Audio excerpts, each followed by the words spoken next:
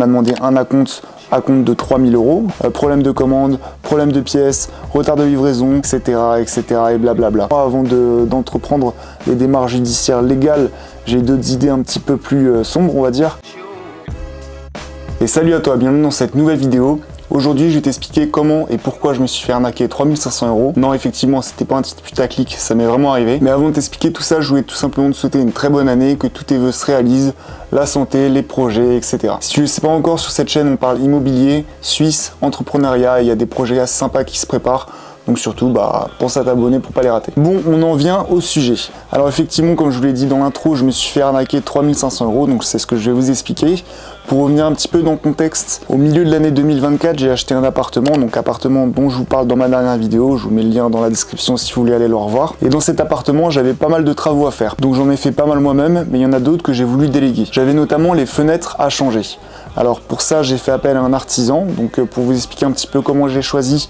Au début, je l'ai fait venir pour une petite tâche, donc simplement pour venir changer un luminaire, chose qu'il a su faire parfaitement. Il était à l'heure, il me paraissait sérieux, donc je me suis dit pourquoi pas lui confier une plus grosse tâche qui était donc les fenêtres. Il m'a fait un devis de tête, c'était combien? C'était 5002. Donc pour ce faire, fallait faire une commande, donc il m'a demandé un acompte de 3000 € que je lui ai versé. Suite à ça, il m'a annoncé une livraison d'à peu près 2 mois, donc c'était correct pour moi. Moi, j'ai pu continuer mes travaux et avancer sur d'autres projets. Et c'est donc au bout de 2 mois que les problèmes commencent. On arrive jour de la livraison, une petite semaine avant, je me permets de le rappeler pour savoir où c'en était, pour qu'on puisse s'organiser parce que mon logement était loué, donc voir si je mettais les locataires à l'hôtel, etc. Et là, il commence à m'annoncer qu'il y a eu des problèmes sur la livraison, que ça va être retardé. Et il m'explique également qu'il y a eu un petit problème avec son fournisseur.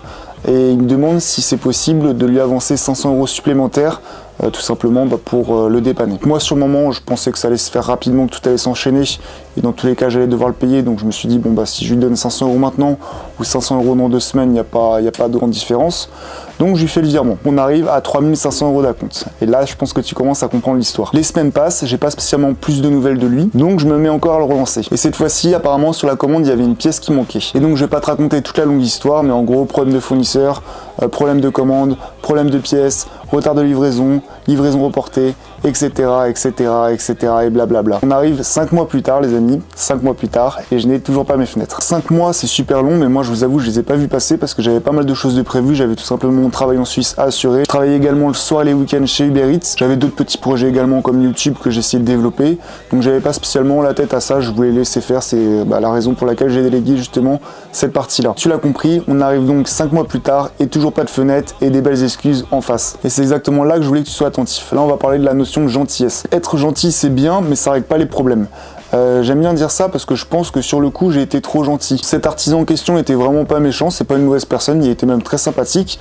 Cependant, il met un petit peu dans la merde au niveau de mes travaux. Et moi sur le moment, j'avais pas spécialement envie d'être méchant avec lui, du moins j'avais pas spécialement envie de lui mettre la pression, de le rappeler, de le harceler, etc. Et pourtant, ça m'a causé du tort. Et c'est donc grâce à cette histoire que j'en ai tiré une belle conclusion, c'est que en investissement, en business ou tout ce qui est projet, il faut pas qu'il y ait une place pour la gentillesse. Je pense qu'il faut être dur et droit. Et ces deux mots, ça me fait tout simplement penser à mon ancien patron quand je travaillais en France. C'était une boîte dans la logistique également, on faisait du rayonnage. C'est un patron qui a monté sa boîte, il est parti de zéro. Aujourd'hui, il fait de tête 7 millions par an, donc c'est énorme. Et je me rappelle que ce monsieur, il était souvent craint dans les bureaux ou même dans son entourage.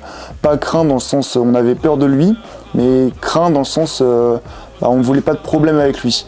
Tout simplement parce que dès qu'il y avait quelque chose qui allait pas, il n'hésitait pas à le dire et rentrer dans l'art. Dès qu'il y avait quelqu'un qui faisait pas son travail, le soir même, il dégageait. Enfin, ce que je veux dire, il était vraiment dur, droit, carré, et il rigolait pas, quoi. Enfin, en mode, il n'était pas gentil. Il était sérieux, dur et droit. Donc c'est pour ça que je pense à lui en vous racontant une histoire. Et je pense que si une personne qui a réussi à créer une boîte qui fait aujourd'hui 7 millions par an était gentil, je doute fortement qu'il aurait pu réussir à des tels paliers. Aujourd'hui, où j'en suis avec cette histoire? Alors j'ai décidé donc, comme vous l'avez compris, de prendre les choses en main. J'ai contacté un cabinet d'avocats qui s'appelle litige.fr, vous pouvez le trouver sur internet facilement. C'est un cabinet d'avocats qui s'occupe tout simplement de problèmes entre particuliers et professionnels. Donc j'ai tout simplement assigné cet artisan en justice. Donc c'est des démarches qui sont coûteuses, oui et non. Ça m'a coûté à peu près 400 € pour les démarches que je voulais effectuer. Et vous verrez, si un jour vous avez un problème, je vous le souhaite pas, mais vous allez sur litige.fr en fonction de votre situation et du degré dans lequel vous êtes, vous avez plusieurs packs. Donc là, la mise en demeure a été faite. J'ai un rendez-vous avec un conciliateur de justice, avec l'artisan, le conciliateur et moi. On va voir ça là dans les prochaines semaines, je pourrais vous en reparler, pour essayer de trouver un arrangement à l'amiable. Moi, au point où j'en suis, avec le temps que j'ai perdu et l'argent que j'ai perdu, parce que tous les travaux qu'il n'a pas fait, j'ai dû les faire, donc ça m'a coûté 2 fois le prix. Donc je vais refuser tout simplement ses propositions et son arrangement à l'amiable. Je vais tout simplement demander à aller directement au tribunal, et au tribunal c'est là que je vais pouvoir réclamer donc mes acomptes, les frais que j'ai dû réengager pour le nouvel artisan pour qu'il finisse ses travaux, les frais de justice, donc les 400 € que j'ai payés actuellement pour le cabinet d'avocat. Je vais pouvoir demander des dommages et intérêts, donc septembre, octobre, novembre, décembre, donc mis bout à bout. Au final, une personne qui me doit de base 3500 € qui n'a pas voulu faire les travaux, va se retrouver à me devoir à peu près 10 000 € au tribunal. Enfin, du moins, c'est ce que je vais demander. Pour clôturer un petit peu cette histoire, il n'y a pas mort d'homme. Moi, de mon côté, j'ai pu finir tous les travaux que je voulais effectuer, que ce soit d'embellissement, de décoration ou d'aménagement. D'ailleurs, pensez à vous abonner parce que ce sera sûrement pas la prochaine, mais là, dans les 2-3 prochaines vidéos qui vont sortir, je vais vous présenter mon appartement terminé. Donc, je vais vous expliquer les améliorations que j'ai fait, les travaux que j'ai effectués. Et voilà, ça pourra peut-être vous donner des idées un petit peu en termes de prix. Et cette histoire est également un mal pour un bien, parce que je vais recommencer les démarches, cette fois administratives, pour changer les fenêtres, chose que j'avais pas fait, et qui aurait également pu me causer d'autres problèmes, et cette fois-ci avec la copropriété. On en reparlera dans une prochaine vidéo. La conclusion de cette histoire, quand vous faites des projets, que ce soit de l'investissement, du business, etc., soyez dur et sérieux dans vos projets, tout simplement parce que les autres, s'ils veulent vous la mettre à l'envers, ça va à leur avantage et ça vous fait du tort à vous. Alors que si vous êtes dur et sérieux dans vos projets, je mélange exprès les deux, vous l'aurez compris, et ceux qui sont en face de vous et qui font de la merde, ils vont peut-être être un petit peu dans la merde justement, mais ça on s'en fout. Ça me fait penser à l'artisan qui a compris les démarches que j'étais en train d'effectuer, en me disant ouais je vais commencer à te rembourser, mais là c'est Noël, j'ai mon fils, etc. Et en réalité on s'en fout, enfin moi je m'en fous honnêtement, moi aussi j'ai un Noël, moi aussi j'ai une copine, moi aussi j'ai une famille. Voilà, c'est chacun ses projets, chacun sa vie. Quand on parle de projet, quand on parle de business, soyez égoïste. Tout simplement, c'est la conclusion que j'ai envie de vous dire. Si vous voulez réussir vos projets et pas avoir de problème, soyez égoïste, dur et sérieux. On arrive à la fin de cette vidéo, n'hésite pas à me dire dans les commentaires ce que tu aurais fait à ma place. Du moins au début, quand tu découvres que 1 mois, 2 mois, 3 mois passent, tu n'as toujours pas tes fenêtres, que tu as payé 3500 € du mois d'acompte. Je te le demande parce que moi, avant d'entreprendre des démarches judiciaires légales, j'ai d'autres idées un petit peu plus sombres, on va dire.